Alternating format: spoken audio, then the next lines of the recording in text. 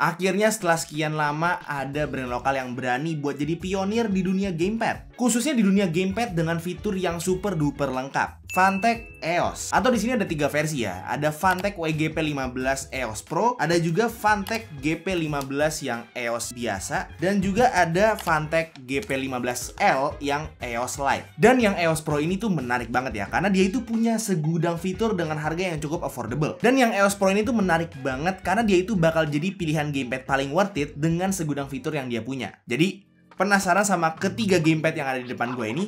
Ayo kita bahas bareng-bareng.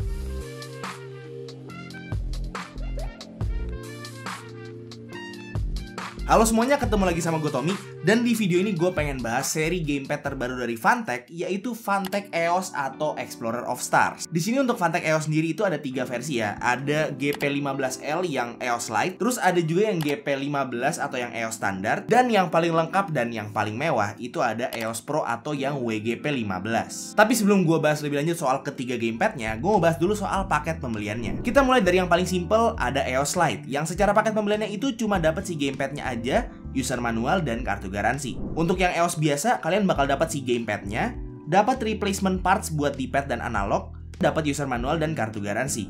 Nah, untuk yang EOS Pro, kalian bakal dapat si gamepadnya, dongle untuk koneksi wireless 2,4 GHz, replacement parts buat D-pad dan analog, kabel Type-C buat mode wired sekaligus ngecas gamepadnya, busa buat ditaruh di bagian dalam analog, pastinya user manual dan kartu garansi. Dan khusus yang EOS Pro, itu bakal dapat juga charging dock untuk gamepadnya cuy. Gile nggak tuh?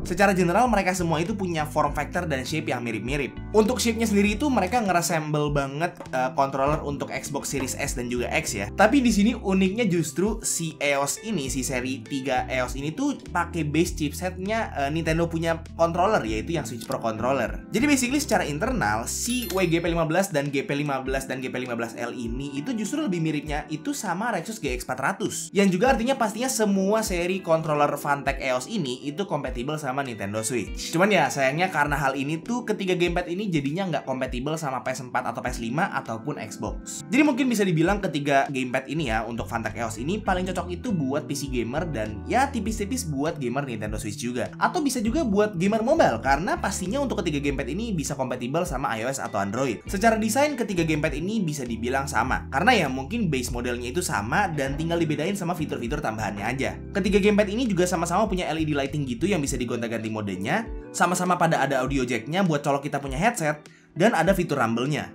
Ketiga gamepad ini juga punya tata letak tombol yang sama, sekaligus ada 2 tombol makro di bagian belakang gamepadnya. Cuman untuk yang EOS Lite ini agak beda dikit untuk tombol-tombol yang ada di bagian tengahnya. Terus untuk ketiga gamepad ini, itu semuanya udah ada fitur Hall Effect, dan Hall Effect-nya ini ada di triggernya dan juga di analognya. Untuk triggernya dia itu selain Hall Effect dia juga analog input ya, jadi cocok banget buat kalian yang suka main game racing, itu bisa banget pakai ketiga gamepad Funtech EOS ini. Dan terakhir kesamaan dari ketiga gamepad ini itu karena dia pakai chipset base-nya itu Nintendo Switch, jadi pastinya ada motion controlnya juga. Nah di sini gue mau bahasnya itu secara bertahap ya, jadi kita mulai dulu dari yang paling simple yaitu yang Funtech EOS Lite atau yang GP15L.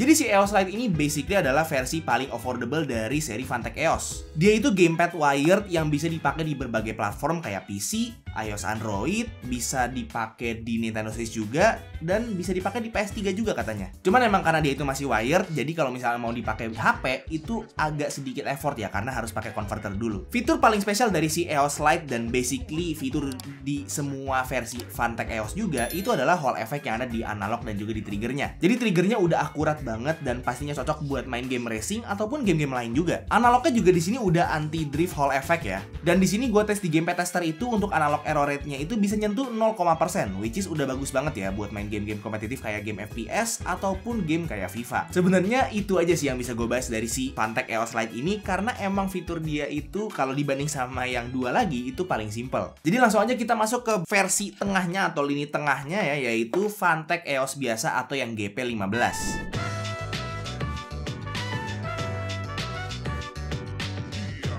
Jadi EOS yang standar ini sama yang EOS Lite, dia itu masih gamepad wire, tapi dia punya fitur itu udah mulai bejibun. Selain fitur-fitur yang dipunya sama si EOS Lite, dia punya D-pad dan analog itu detachable dan replaceable. Jadi artinya yang pertama, kalian bisa nyesuaiin bentuk D-pad yang sesuai preferensi kalian, dan yang kedua, kalau misalnya analog atau D-padnya ini udah mulai cowak, itu nggak perlu repot, tinggal langsung diganti aja. Nah, selain triggernya yang udah Hall effect kayak yang EOS Lite ini, si EOS yang biasa ini juga udah ada quick trigger lock-nya. Jadi si trigger EOS ini tuh bisa diganti dari yang trigger analog gini jadi trigger digital kayak gini. Basically itu buat perbedaannya, trigger analog itu kayak triggernya PS sama Xbox gitu ya. Dan untuk trigger digital itu yang kayak triggernya Nintendo Switch Pro Controller. Jadi sekali lagi bisa banget nyesuaiin sama preferensi kalian semua. Kalau misal kalian suka digital trigger tinggal di lock aja, dan kalau misal kalian lebih suka trigger yang sampai bawah gitu kayak PS sama Xbox, tinggal di unlock aja dan dia langsung bisa balik lagi jadi trigger yang analog. Nah, sekarang gue mau bahas yang paling mewah dan fiturnya paling banyak, yaitu yang WGP15 atau yang EOS Pro.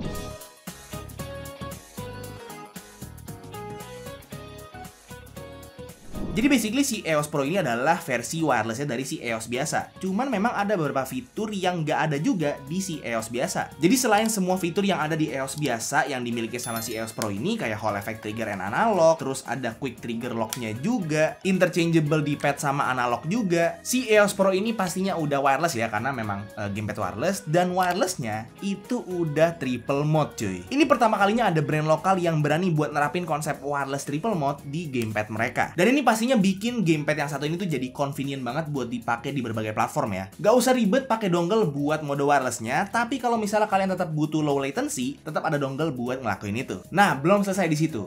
Selain dia udah triple mode wireless, Phanteks EOS Pro ini juga ada wireless charging dock-nya. Dan menurut gua, charging dock kayak gini tuh perfect banget kalau misalnya diimplementasiin buat gamepad. Main nih seru-seru, ya kan? Terus selesai main, tinggal taruh di charging dock aja, dan pas next time kita mau main lagi, baterainya udah full lagi. Nah, terus charging dock-nya juga di bagian bawahnya ada semacam USB hub tersembunyi gitu yang bisa kalian pakai buat naruh si dongle-nya. Jadi yang pertama, dia bisa bikin dongle-nya lebih dekat sama gamepad-nya. Terus dia juga nyembunyiin dongle-nya supaya nggak ngeganggu visualnya sama sekali. Apik banget. Yang gue punya ini tuh yang varian Electra ya untuk varian warnanya, cuman untuk varian yang lain tuh nggak kalah keren sih menurut gue. Sayangnya yang punya multiple color options itu cuma yang versi EOS Pro atau yang WGP15 aja, sedangkan yang EOS standar dan juga EOS Lite itu tuh nggak ada varian warna lain, jadi ya cuma satu varian aja. Nah, untuk harganya karena di sini dia ada 3 varian, jadi pastinya bervariasi. Untuk yang EOS Lite atau yang GP15L ini harganya ada di 299.000. Nah, kalau yang EOS biasa atau yang GP15 itu harganya ada di 329.000. Dan kalau yang EOS Pro atau yang WGP15 ini harganya ada di 499.000. Nah, khusus yang EOS Pro ini kalau misal kalian pengen beli si charging dock-nya secara terpisah, charging dock-nya sendiri itu harganya di 199.000. Tapi kalau misal kalian beli sebundle atau sepaket gitu ya, itu harganya cuma 599.000 aja. Jadi basically diskon 100.000 gitu. Dan charging dock ini tuh kepake banget ya buat gamepad. Jadi sayang banget sih kalau misal kalian beli gamepad tapi nggak beli si charging dock-nya juga, karena ini kepake banget asli. Nah, karena si Phanteks ini ngeluarin 3 versi untuk yang Phanteks EOS ini, jadi bikin Phanteks itu punya gamepad dengan Hall effect feature paling affordable di market lokal. Ibaratnya kalau dipikir-pikir sekarang ini Phanteks lagi jadi penguasa market gamepad lokal nih. Jadi kalau misalnya sekarang gue ditanyain gamepad mana yang paling worth it buat main game di PC, ya pasti jawabannya ya cuma Phanteks doang gitu, si Phanteks EOS series ini. Cuman kalau misalnya ada brand lain yang berani buat ngelawan Phanteks, gue pasti akan sangat support ya, karena gue suka banget persaingan dalam pasar gitu. Jadi ayolah, brand lain jangan mau kalah. Bikin juga yang kayak gini, yang bisa dimodif, yang bisa 3 mode wireless ya kan, ada charging dock-nya. Nih keren banget sih, Phanteks bisa jadi pionir dan pastinya bakal menguasai market untuk sementara ini. Nah, buat kalian yang tertarik untuk beli salah satu dari ketiga varian gamepad Phanteks EOS ini, atau mungkin mau beli tiga-tiganya gitu ya, linknya udah gue taruh di deskripsi di bawah, jadi langsung kalian cek aja. Oke, jadi kurang lebih gitu aja untuk review singkat gue terhadap gamepad terbaru dari Phanteks, yang Phanteks EOS series ya, EOS Lite, EOS biasa, dan juga EOS Pro. Semoga video ini bermanfaat buat kalian semua, dan semoga seenggaknya satu dari kalian itu bisa keracunan dan beli barang ini karena gue. Kalau misalnya kalian suka videonya, silahkan like dan kasih tau ke teman-teman kalian. Dan kalau misalnya kalian gak suka videonya, silahkan kasih tau ke gue. Jangan lupa untuk subscribe supaya kalian gak kelewatan video gue yang selanjutnya. Dan jangan lupa juga untuk follow semua sosial media gue yang udah gue taruh di deskripsi di bawah. Itu aja untuk videonya. Sekali lagi thank you banget yang udah nonton dari awal sampai akhir. It's been by Tommy, and as always, peace out.